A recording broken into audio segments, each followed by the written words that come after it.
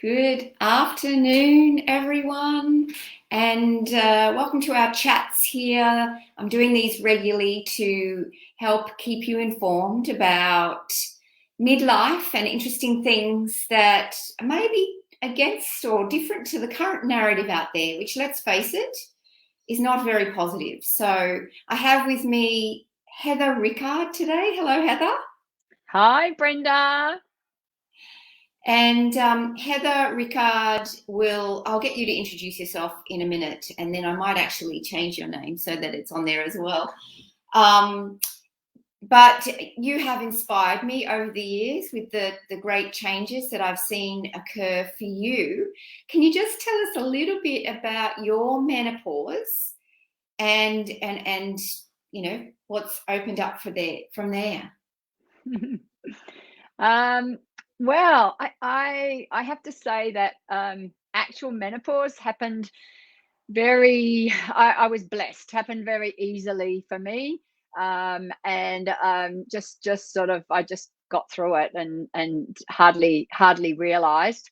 And it's really been post menopause for me that I've started to make a whole lot of changes. So when I hit 50, around 53, I was really sort of feeling flat and a bit overweight, not happy in myself, and just really feeling unmotivated and, not eating well, all the things that we know that we should be doing, I wasn't doing. And stress was definitely high on my agenda. So I think that that was sort of a result of menopause. Even though I often say to people, look, I went through it with a breeze, it was the aftermath. So if that makes any sense to you, I'm sure it does. So I then decided to take myself in line, and I actually saw an advertisement for climbing Mount Kilimanjaro. So if you can imagine yourself in a really unfit, unhealthy, unmotivated way, and feeling really that you sort of were on, I could describe it as almost like the downhill slope to old age. That's what I was feeling like. And I saw this thing, and I'd often heard about Kilimanjaro. It was on my bucket list, as they say. And I thought, I would really like to do that. So I embarked upon talking to other people and seeing who would do it with me, and husband, best friend, work colleagues, all of that. No one would. Wasn't the right time for anybody. So I thought, you know what? I've just got to do this myself. So I booked in and decided that this was it. This was for me.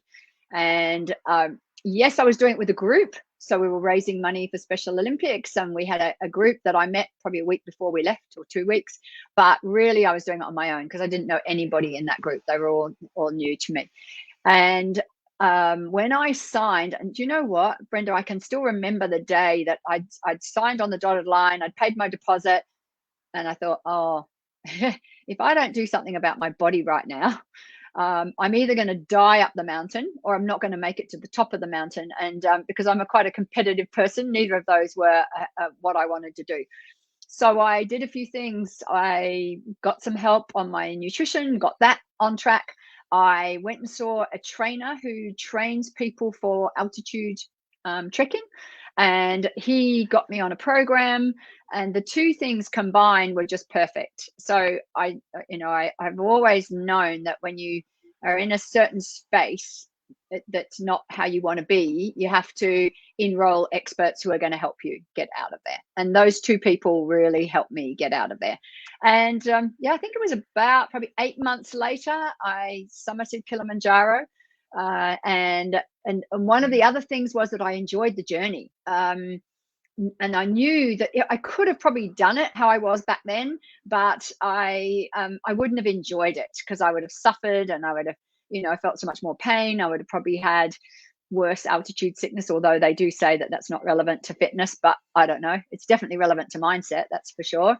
So I really enjoyed it. I did have a moment where I hit some, pretty tough altitude sickness on day 2 or 3, day 2. And that was my sort of pivotal moment, that I thought, in the darkness and the freezing cold, I think you're quite graphic in these interviews. So sitting on the toilet in the pitch black in the middle of nowhere, with everybody else asleep, feeling so ill, and thinking, this is the time that I have to just really get my mind right and say, you're going to the top of this mountain. And I followed doctor's orders the next morning and drank lots of water and drank lots of water and drank lots of water and drank lots of water to get everything working properly. And my blood levels the next day were up, and I was allowed to keep going. So yeah, that was the moment of truth that you've really got to push through.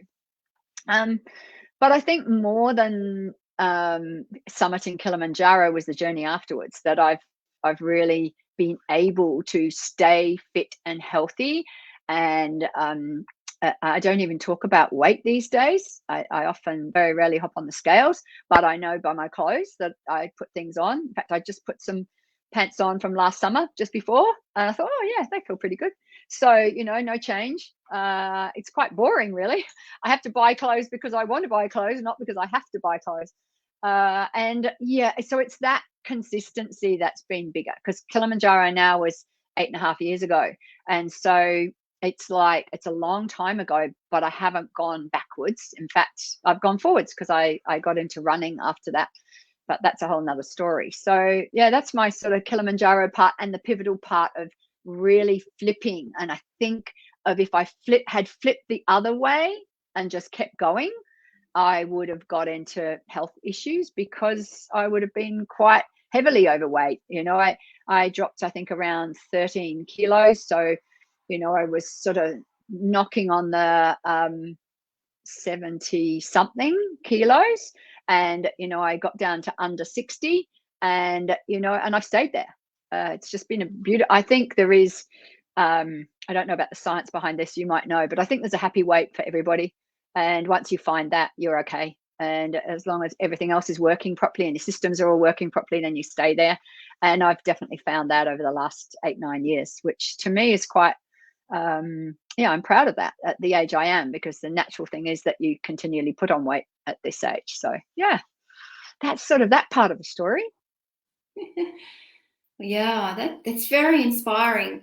So I love this idea of setting yourself a challenge. It works for some people. I know not everyone has that competitive spirit like you do, but it certainly has helped for me too. When I decided to climb the Himalayas, suddenly I was training regularly, So I love that idea of setting a goal and then getting ready for it. And it's in the process that you become somebody new. So once Kilimanjaro was over, though, once you'd done that, and you've been able to successfully maintain your motivation around being healthy and fit since then, what has inspired you? What's kept you going? That's a really good question. And I did sort of fall into that dream world of, I'm going to go back and I'm going to climb more mountains. And there's a mountain called Island Peak near Kilimanjaro that I put in my goal to do. So how did I stay? I kept going because I kept with the same training regime. So the trainer I was training with, I kept training with him. So he kept inspiring me, because we would talk about the next trip and all those kind of things. So that definitely kept me going. But then I was over in the UK, and someone challenged me. So yes, you're right, I am competitive. Someone challenged me to do a park run. And so I, said, yeah, I'll do it. Because I did a little bit of running in my training for Kili. I did mainly trekking, but I did a little bit of running, and I'd been running a bit around the villages in the UK, which I love. And I said, yeah, I'll go, and I went and did it. And I love pushing the boundaries and going out of my comfort zone. And that day on that park run was really out of my comfort zone. I think I got there about an hour beforehand, and I sat in the car park, watched people starting to arrive, and because I actually did it a week before I did it with my friend. I don't is in my psyche, but I needed to get comfortable with it before I supported her. So I went and did it a week earlier. And yeah, I did that park run and met some people. They started talking about marathons and half marathons. And I just was listening, and I did a few more park runs and would catch up them afterwards for a coffee. And I started thinking, you know what, I probably could do a half marathon. And so then I embarked on that. So I did definitely have a gap with no particular challenge. And I think the thing that helped me there was just having a coach who just stayed there and stayed beside me and kept me motivated. But then I just switched and set that new challenge. And yeah, I did that one totally on my own with no coach. I just used to ask everybody who had ever run any distance, what do you do? What's your training routine? How do you get to half marathon distance? What are your hot tips? They talk about hydration, or they talk about nutrition, or they talk about the pacing, how you build up sort of a couple of Ks a week to get to that distance. And so I did it all myself, and did that half marathon in the UK. So it was nice to do my first half marathon back where I was born, actually in Surrey, so even the same county that I was born in. And I then came back to Australia and thought, I'm not going to do the same thing, because there's sort of a bit of a pattern here that I realized. Did Kilimanjaro, thought I'd go back, climb more mountains, do all these amazing things, didn't do it, but had achieved the goal. So I thought, I don't want to do that with my running. So I joined a running club in Sydney. And I'm still part of that running club now. And I think it's 5 half marathons, 1 marathon under my belt now. So yeah, it's definitely 2 things: setting the goal, but having the support, whatever that looks like for people. And for everybody, it's different what kind of support it is. But you can set the goals, but you do need to have that cheer squad and knowledge, because I didn't know things like you have to do hills, and you have to do speed work, and you have to have a taper time before a marathon. And I didn't know any of that. Same as when I climbed Kilimanjaro, I didn't know you had to train with, I think it was about 20 kgs on your back with your training here because of the altitude. And so that's the same as having 5 kgs on your back in Tanzania in the altitude. So I didn't know that, and I would have just trained with sort of an average pack rather than training with a heavy pack if I hadn't had an expert to help me. So yeah, I think enrolling the support of an expert is absolutely essential in all that we do. Yeah. Well, yeah, I love that, because I learned many years ago. I think I probably went through a bit of an obsession phase when it came to health and eating right and doing everything right and trying to be perfect and all that kind of stuff. And I learned through that process that health is not the end goal. All health does is allow you to live your best life. And so what I love about what you're talking about is that you had to be fit and healthy in order to achieve your goals. And you had goals that needed you to be fit and healthy. And so how clever is that? Well done. But I'd like to ask you, for you in all of that, because for some people, running every day or running a marathon is like, for someone else, it might be dancing or surfing or gardening or something else, trekking. So what actual part of all of that has been the fun part? Where, the achievement, what's been the fun part? I think the camaraderie it would be number one. So as you were asking me that question, I was thinking about both those things. I was thinking about Kilimanjaro and thinking about when we arrived into camp every night and they would sing to us. And, everybody would be singing these African songs, and it was just magic. And we created this incredible team spirit of support and working together, and the camaraderie and the laughter and the stories of, falling off the edge of the cliff when you're having a pee, or to, my story of what happened when I got the altitude sickness. All those things, those stories get recounted over and over again. So as you were saying that, I saw that picture of all those people, and not only the team, but the Tanzanians, who are the most beautiful people on this planet, and so generous and kind and beautiful. So there's that. And then I think, okay, so with my running, it's been very similar. When I ran my first marathon, it was on my birthday during COVID times. I could only have a limited number of people running with me, and everybody met up at a particular spot, and each lap I'd pick up a whole new crew, and we laughed, and they supported me, and then I went on to do that for a few other people and run with them when they were doing their half marathons and marathons as well. So it's definitely the camaraderie. That's where the laughter comes in. You meet people who you can tell stories to, that it's okay, you feel safe. And I think as women, we really, I shouldn't say for everybody, I definitely need that.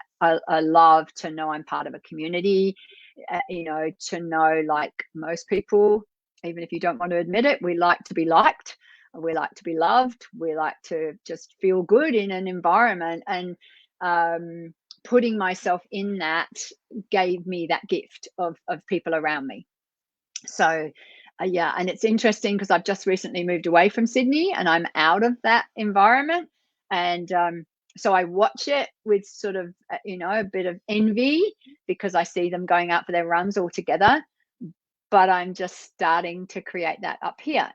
I've met a lady on a run randomly. I needed to ask for directions, and we ended up connecting, and now we've run together like 2 or 3 times, and it's already, I'm getting that. So and we've had a laugh today together, and you start talking about things that you just feel comfortable because you share a common interest. So yeah, it's community would be absolutely where the fun comes. Yeah, wonderful.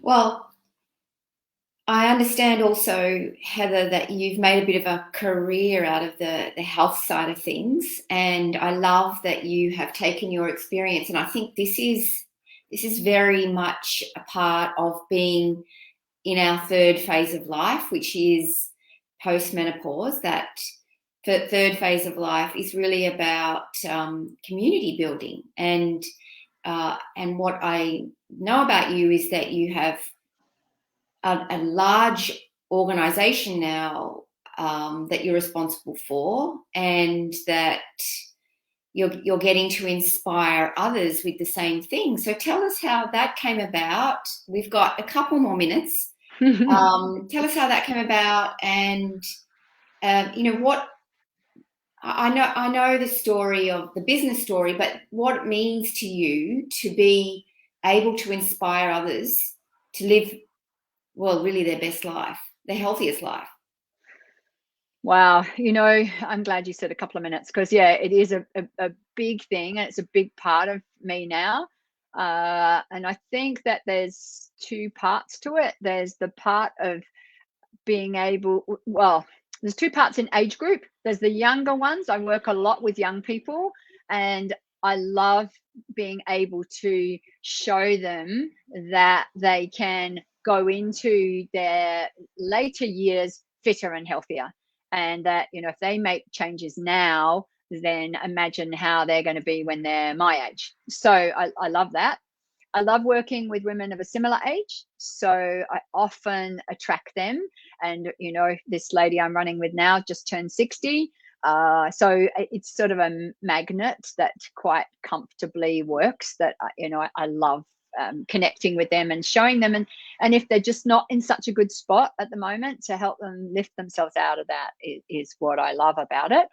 And then to be able to help people build their health, and if they choose, build a business with ease and grace, without pressure, without too many deadlines. You said before, not everybody is goal motivated, not everybody is driven by, I got to do this by this time, and I've got to hit this target, and I've got to. It's just like too much. And I think more and more people are getting to that point that that's all too much. Let's just do it with ease and grace. Let's support each other, and create a community. So it comes back to that same word, community. I think that's the thing I love about it the most. I love the fact that I'm connected with, I wake up in the morning and I'll have a great message from someone in the UK who's had a success, or something has happened to them, either health wise or business wise. And then I start, working with my people in Perth or New Zealand. And it's lovely to have that global community. And with technology, it's so easy these days. So yeah, I think community has to be the key word that comes out of this interview. And I hadn't come in thinking that, but absolutely, it's about that. And that's what drives me. And just one thing I want to add there is, how can I say this? I find that I don't get much. In fact, I'd like to say none, but that's maybe a bit of Pollyanna in me. But I get very little negativity around me because it's just not my aura. I just don't expect it. I don't, I handle it if it happens, but it really just passes by. I love the fact that I attract a very positive, beautiful community. So yeah, that's wonderful. And that's a nice way for us to wrap up, because I think that if you can be in your 60s like you are, still inspired, still fit, still active, and sharing your wisdom with others, and in a sense that's your way of giving back, and that's what brings you joy, then you're a wonderful role model for what's possible out there. So thank you so much for sharing, Heather. Thank you. I'm going to encourage anyone that's watching this to, and if you're female and over, say, 35, maybe over 45, come on over to the Menopause Lounge in Facebook to have more of these, because they are very inspiring to, I'm inspired, Heather. So thank you very much. And we'll have Heather's details in the chat, in a link. So thank you so much. Awesome. And let's meet again another time. Thank you, Brenda. Thank you for having me. And super excited about what you're doing with the Menopause Lounge. And I think it's a beautiful, safe place for us all just to chat and share and to hear some great stories. So I've enjoyed the one so far and look forward to lots more. So thank you.